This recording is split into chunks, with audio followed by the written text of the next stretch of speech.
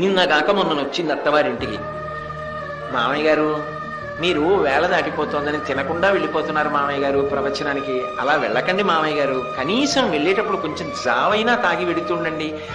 అత్తయ్య గారు, తొందరగా జావ చేయడానికి వీలుగా నేను ఒక పిండి ఇచ్చాను మామయ్య గారు, అది వేడి నీళ్లలో కలుపుకు తాగేసినా ఓ 2 గంటలు మీకు బలంగా ఉంటుంది. అలా వెళ్ళకండి మామయ్య గారండి అందనుకోండి. ఏదో చెప్పింది నా దగ్గర మెహర్బానీ కోసం అనుకున్నాను అనుకోండి, నేను అధముణ్ణి. నా కడుపున పుట్టిన పిల్ల కాదు, ఎక్కడి నుంచో వచ్చిన పిల్ల. నిన్న కాక మొన్న ఇల్లు మెట్టింది.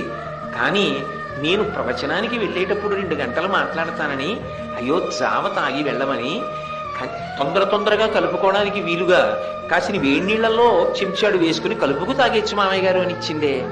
ఎంత ప్రేమ ఇక మూర్తి నా కోడలు.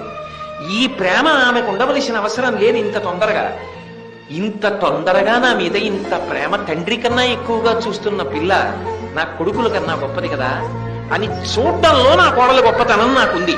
అది మామగారికి కోడలకి, అత్తగారికి కోడలకి మధ్య అనుబంధం ఏర్పడడానికి కారణమవుతుంది.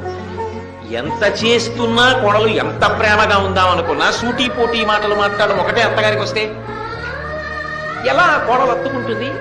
ముందు ఇంటి పెద్దకు ఉండాలి ఆ సంస్కారం, కొత్త పిల్లకు ఉంటుంది. ఇంట్లో పెద్దవాళ్లకు ఉండాలి. ఆ అత్త కూడా ఒక ఇంటి కోడలుగా వచ్చిందేగా.